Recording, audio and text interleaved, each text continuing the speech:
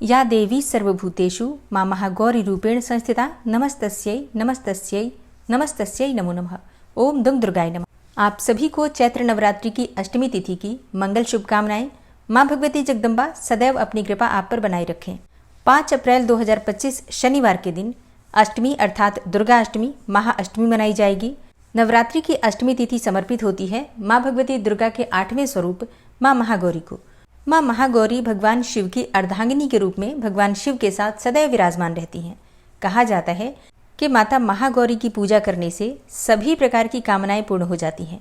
माता महागौरी की पूजा से मन चाहे जीवन साथी की कामना पूर्ण होती है, और अगर दाम्पत्य जीवन में परेशानी हो तो दाम्पत्य जीवन सुखमय होता है। सुख समृद्धि की कामना हो या फिर जीवन में खुशहाली की कामना हो, समस्त कामनाएं पूर्ण करती हैं मां महागौरी। ऐसा कहा जाता है, मतलब शास्त्रों में इस प्रकार का वर्णन आता है कि मां महागौरी अपने भक्तों को अन्नपूर्णा के स्वरूप में सुख समृद्धि प्रदान करती हैं। तो नवरात्रि की अष्टमी तिथि पर माता महागौरी की पूजा विशेष रूप से श्रद्धा भाव से और समर्पित भाव से करना चाहिए। आज की वीडियो में आप जानेंगे कि माता महागौरी की पूजा नवरात्रि की अष्टमी तिथि पर हमें किस प्रकार से करनी चाहिए, माँ का स्वरूप क्या है जिसका हमें पूजा के समय ध्यान करना है, मंत्र क्या है जिसका आज हमें जप करना है, क्या भोग माँ को अर्पित करें जिससे कि माँ की कृपा हमें प्राप्त हो, माँ महागौरी का प्रिय रंग क्या है जो आज हमें धारण करके माँ की आराधना करनी चाहिए, और पुष्प कौन सा अर्पित करें, फल कौन सा अर्पित करें, और सुख समृद्धि दाम्पत्य जीवन को सुखमय बनाने के लिए, मन चाहे जीवन साथी की कामना को पूर्ण करने के लिए कौन सा उपाय करें, संपूर्ण जानकारी आपको आज की वीडियो में शेयर करने वाली हूँ। तो बहुत महत्वपूर्ण है आज की वीडियो, पूरा जरूर देख लीजिए। अच्छी लगे वीडियो तो लाइक भी जरूर कीजिए, क्योंकि आपके लाइक्स आपके कमेंट्स मेरे लिए बहुत महत्वपूर्ण होते हैं। ये एकमात्र जरिया है जिनसे मुझे पता चलता है कि आपको ये वीडियो अच्छी लगती हैं और आपके लिए ये वीडियो उपयोगी है। तो अगर वीडियो अच्छी लगे तो लाइक तो जरूर ही किया कीजिए। तो बात करेंगे माता महागौरी की पूजा विधि के बारे में, लेकिन उससे पहले जानते हैं कि अष्टमी तिथि के मतलब 5 अप्रैल के शुभ मुहूर्त क्या है। और हाँ, बहुत से भक्त हैं जो कि अष्टमी तिथि पर कन्या पूजन करते हैं, तो कन्या पूजन का और हवन करने का शुभ मुहूर्त क्या है। तो देखिए, चैत्र मास की शुक्ल पक्ष की अष्टमी तिथि प्रारंभ हो रही है 4 अप्रैल को रात्रि में 8:12 पर, और इसका समापन होगा 5 अप्रैल की रात्रि में 7:26 पर।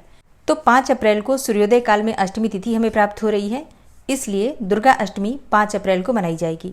5 अप्रैल को सूर्योदय काल का समय है सुबह 6:07 पर, और सूर्यास्त का समय होगा शाम को 6:41 पर। जिन भक्तों के यहाँ अष्टमी पूजी जाती है, मतलब अगर आपके परिवार में अष्टमी तिथि पर कन्या पूजन और हवन करते हैं, तो ऐसे में 5 अप्रैल 2025 शनिवार के दिन आपके यहाँ हवन होगा, कन्या पूजन होगा। और अब जानते हैं कि अष्टमी तिथि पर कन्या पूजन का शुभ मुहूर्त क्या होगा। देखिए, अगर आप अष्टमी तिथि पर कन्या पूजन करते हैं तो वैसे तो पूरे ही दिन कन्या पूजन आप कर सकते हैं, मतलब सुबह से लेकर शाम तक कन्या पूजन किया जा सकता है। लेकिन कुछ विशेष मुहूर्त होते हैं, आप चाहें तो इन शुभ मुहूर्तों में भी कर सकते हैं। जैसे कि ब्रह्म मुहूर्त में भी कन्या पूजन आप कर सकते हैं। कई लोग होते हैं कि जो जॉब करते हैं और दिन में नहीं रह पाते हैं घर में, तो ऐसे में ब्रह्म मुहूर्त में आप कन्या पूजन कर सकते हैं। सुबह 4:35 से सुबह 5:21 तक ये ब्रह्म मुहूर्त का समय है। इस समय में भी आप कन्या पूजन, हवन इत्यादि सभी कार्य कर सकते हैं। कन्या पूजन का दूसरा मुहूर्त है प्रातः संध्या का। प्रातः संध्या मतलब जब रात्रि बीत रही होती है और सुबह का प्रारंभ होता है, तो उस मिलते हुए समय को प्रातः संध्या कहते हैं।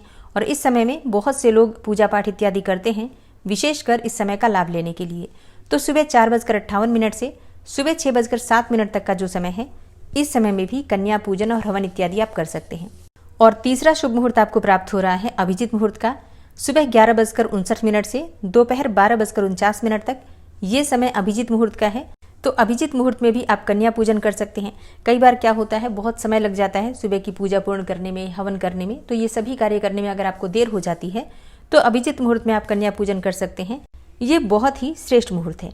तो अपनी इच्छा के अनुसार, अपनी सुविधा के अनुसार आप इन मुहूर्तों में कन्या पूजन कर सकते हैं। और जैसा मैंने आपको बताया पहले ही कि आप पूरे दिन में किसी भी समय कन्या पूजन कर सकते हैं, पूरा ही दिन शुभ है। सिर्फ आपको राहु काल का ध्यान रखना है। राहु काल में कन्या पूजन और हवन नहीं करना चाहिए। प्रारंभ मत कीजिएगा, अगर आप पहले से कर रहे हैं तो आप कर सकते हैं। और अष्टमी तिथि पर शनिवार के दिन आपको राहु काल का समय प्राप्त होगा सुबह 9 बजे से 10:30 तक, मतलब 1.5 घंटे का ये समय है। इस समय में आपको कन्या पूजन नहीं करना है, बाकी किसी भी समय कर सकते हैं, कोई दिक्कत नहीं है। और अब जानते हैं कि नवरात्रि की अष्टमी तिथि पर मां महागौरी की पूजा किस प्रकार से करना है। देखिए, जिस प्रकार से हमने नवरात्रि में बाकी दिनों में सप्तमी तिथि तक पूजा की विधि बिल्कुल वही होती है। मतलब सुबह आपको जल्दी उठना है, नित्य कर्मों से निवृत्त हो जाइए, स्नान कर लीजिए। स्नान करने के बाद साफ स्वच्छ वस्त्र धारण कर लीजिए। माँ महागौरी का प्रिय रंग है गुलाबी। तो आज के दिन आपको गुलाबी रंग के वस्त्र धारण करके माँ महागौरी की पूजा करनी चाहिए।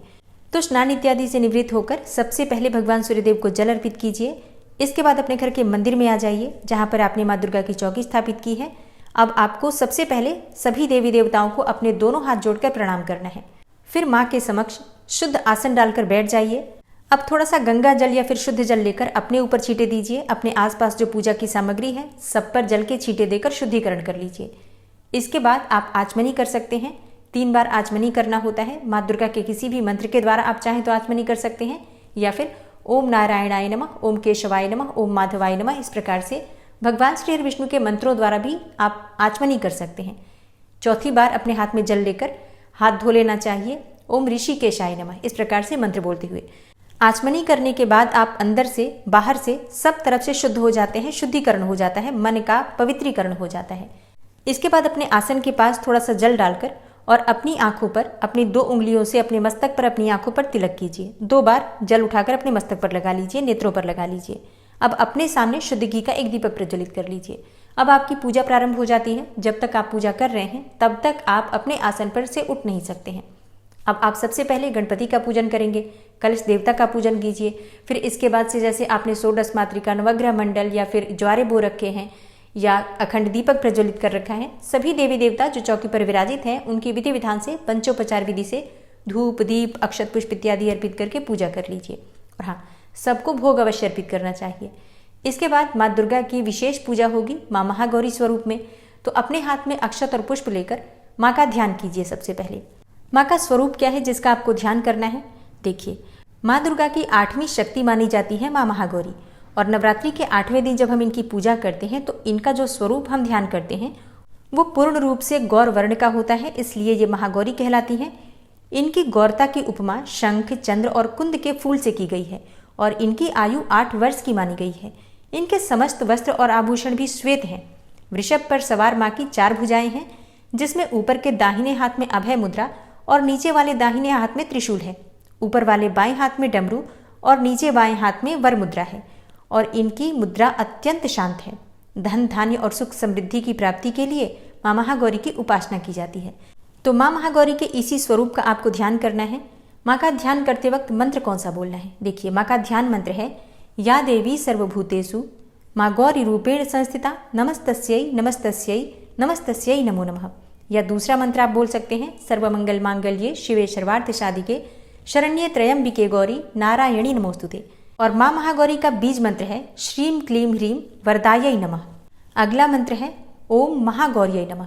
तो इनमें से किसी भी मंत्र के द्वारा आप माँ का ध्यान कर सकते हैं और पूजा करते समय उस मंत्र का उच्चारण आप चाहें तो 11 बार, 21 बार या 108 बार भी करके और माँ की पूजा कर सकते हैं। और हाँ, माँ का ध्यान करने के बाद आपके हाथ में जो सामग्री है पुष्प और अक्षत, ये माँ के चरणों में अर्पित कर दीजिए। अब इसके बाद विधि विधान से आपको माँ की पूजा करनी है। जो भी सामग्री आपके पास उपस्थित है जैसे कि धूप, दीप, अक्षत पुष्प, गंध इत्यादि सभी चीजें एक एक करके माँ को अर्पित कीजिए। आज कौन सा पुष्प माँ को अर्पित करना चाहिए? देखिए, वैसे तो आपके पास जो भी पुष्प हो अर्पित कर सकते हैं, लेकिन माँ का प्रिय पुष्प है कमल का पुष्प। माँ को कमल का पुष्प अत्यंत प्रिय है। अगर आपके पास हो तो जरूर अर्पित कीजिए, नहीं हो तो क्या करें, आप पीले पुष्प भी अर्पित कर सकते हैं। माँ को रात की रानी का पुष्प भी बहुत पसंद है और विशेषकर मोगरे का पुष्प माँ को अत्यंत प्रिय है। तो जो पुष्प आपके पास उपलब्ध हो, गुलाब का, गुड़हल का, सारे पुष्प माँ को अर्पित किए जा सकते हैं। और नवरात्रि की अष्टमी तिथि पर माँ महागौरी को अर्पित किया जाता है नारियल का भोग। नारियल का भोग माँ को अत्यंत प्रिय है। इसके अलावा हलवा, पूरी, चने आज बनते भी है घरों में, क्योंकि कंजिका बहुत सारे घरों में आज ही होती है। तो अगर आपके यहाँ कन्या पूजन आज है तो आपने हलवा पूरी बनाया होगा, वही आप माँ को अर्पित कर सकते हैं। और हाँ, नारियल जरूर अर्पित करना चाहिए। तो विधि विधान से माँ महागौरी की पूजा कीजिए, मंत्रों का जप कीजिए। इसके बाद जो भी आप मंत्र जप करते हैं, जैसे कि प्रतिदिन अगर आप चालीसा पाठ कर रहे हैं, दुर्गा सप्तशती का पाठ कर रहे हैं, नवार्ण मंत्र का जप करते हैं, या कोई भी पाठ, कोई भी मंत्र आप प्रतिदिन जो जप रहे हैं उसे जप करके और अपनी पूजा को पूर्ण करके आरती कर सकते हैं। और हाँ, अगर आपके यहाँ अष्टमी करी जाती है, मतलब अष्टमी के दिन कन्या पूजन किया जाता है, तो हवन पहले कर लीजिए, उसके बाद कन्या पूजन आप कर सकते हैं। अब बात करें माँ महागौरी की विशेष पूजा विधि के बारे में, तो देखिए, माँ महागौरी को सौभाग्य का प्रतीक माना जाता है। इसलिए माँ महागौरी को सौभाग्य की सामग्री जो होती है, सुहाग की सामग्री जरूर अर्पित करनी चाहिए।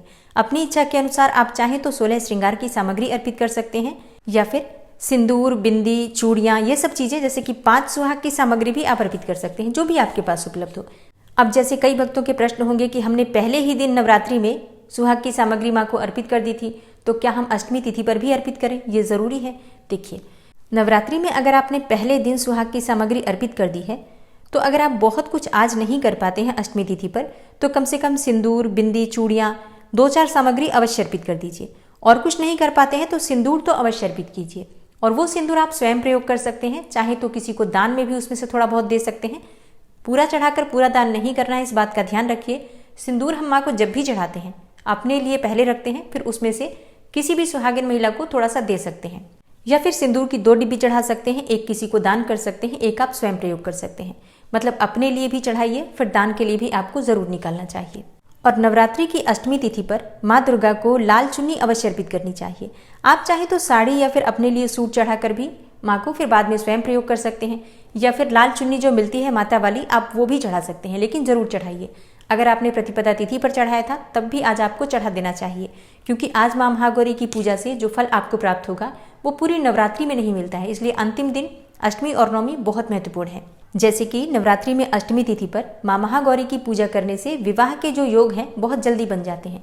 तो जो कुंवारी कन्याएं हैं वो भी माँ को सुहाग की कुछ सामग्रियाँ चढ़ा सकती हैं, जैसे कि मेहंदी, चूड़ियाँ, आप रोली भी चढ़ा सकते हैं, स्वयं तिलक कर सकते हैं मस्तक पर अपने, एक चांदी की पायल भी चढ़ा सकते हैं, जो कि आप बाद में स्वयं प्रयोग कर सकते हैं। सुहागिन महिलाएं माँ को बिछुए अर्पित कर सकती हैं और बाद में उसे स्वयं प्रयोग कर सकती हैं। इससे सौभाग्य बढ़ता है, पति पत्नी के रिश्ते मधुर होते हैं, पति की आयु लंबी होती है, पति को उसके कार्यों में उसके जीवन में सफलता मिलती है, क्योंकि हमें माँ का आशीर्वाद मिल जाता है। इसी प्रकार से जो कुंवारी कन्याएं माँ की पूजा करती हैं, तो कुंवारी कन्याओं को योग्य जीवन साथी की प्राप्ति होती है, सुखी और समृद्ध परिवार मिलता है उन्हें, और वैवाहिक जीवन सुखमय होता है। इसलिए कुंवारी कन्याओं को माँ महागौरी की पूजा जरूर करनी चाहिए। और जिन दंपतियों को संतान प्राप्ति की कामना है, नवरात्रि की अष्टमी तिथि पर माँ दुर्गा के मंदिर में जाकर विधि विधान से उनकी पूजा करें। घर के आसपास कोई मंदिर हो वहां जाकर पूजा कर सकते हैं। कोई पुराना मंदिर आपके शहर में हो तो आप वहां जाकर पूजा करें, ज़्यादा लाभ होगा। करना क्या है, आपको पूजा की सभी सामग्री जो आपके पास उपलब्ध है लेकर जाइए मंदिर में। और हाँ, पहले घर की पूजा कर लीजिए। आप कन्या पूजन करना चाहते हैं, बिल्कुल कन्या पूजन भी कर लीजिए। दिन में किसी भी समय मंदिर जाकर आप पूजा कर सकते हैं, शाम के समय भी जा सकते हैं, कोई समस्या नहीं है। तो मंदिर जब आप जा रहे हैं तो पूजा की सभी सामग्री लेकर जाइए और एक नारियल लेकर जाइए। पूजा वाला नारियल जो कि हम मंदिर में पूजा में चढ़ाते हैं वही नारियल हमें चाहिए। उस नारियल पर आपको स्वास्तिक बनाना है रोली से। फिर एक चुन्नी लपेट लीजिए और कुछ दिए लेकर जाइए अपने साथ। आप चाहें तो 9 दिए ले सकते हैं, या फिर 1 दिया तो ज़रूर ले लीजिए। और मंदिर में जाकर दीपदान कीजिए, माँ की विधि विधान से पूजा कीजिए। भोग के लिए आप सामग्री लेकर जा सकते हैं, कोई भी सफ़ेद मिठाई लेकर जा सकते हैं, फल लेकर जा सकते हैं। मतलब जो भी माँ की पूजा में सामग्री चाहिए वो सब सामग्री आप लेकर जाएंगे। विधि विधान से माँ की पूजा करेंगे, दीपदान करेंगे, और फिर आपको वो नारियल माँ के चरणों में अर्पित करना है और उनसे प्रार्थना करना है, हे माँ दुर्गा, मुझे उत्तम, योग्य और दीर्घायु संतान की प्राप्ति हो। इसी कामना से मैं आज आपकी पूजा कर रहा हूँ या कर रही हूँ। अच्छा, अगर आप संतान प्राप्ति के लिए पूजा कर रहे हैं तो प्रयास करना चाहिए कि पति पत्नी दोनों मिलकर पूजा करें। अगर ऐसा बिल्कुल भी संभव न हो तो ऐसे में अकेले भी पूजा की जा सकती है। चैत्र नवरात्रि में कलश का विसर्जन कब करना है, पारण व्रत का कब करना है, चौकी पर रखी हुई जो वस्तुएं हैं, जो सामग्री हम माँ को अर्पित करते हैं, जो पूजा में प्रयोग करते हैं चीज़ें, उन चीज़ों का क्या करना है, किस प्रकार से प्रयोग करना है, कौन सी चीज़ विसर्जित करें और कौन सी चीज़ स्वयं प्रयोग करें, किस चीज़ का दान करें, ये संपूर्ण जानकारी आपको आने वाली वीडियो में मिल जाएंगी। तो आने वाली वीडियो ज़रूर देखिए। उम्मीद करती हूँ ये वीडियो आपके लिए उपयोगी होगी। वीडियो अच्छी लगी हो तो लाइक कीजिए, शेयर कीजिए, और चैनल पर पहली बार आए हैं तो सब्सक्राइब करके बेल आइकन को ज़रूर प्रेस कर लीजिए। इससे ये होगा कि इस चैनल पर जो नई वीडियो अपलोड होंगी उनकी नोटिफिकेशन आपको सही समय पर प्राप्त होगी। मिलती हूँ मैं आपसे अगली वीडियो में, तब तक के लिए जय श्री राधे।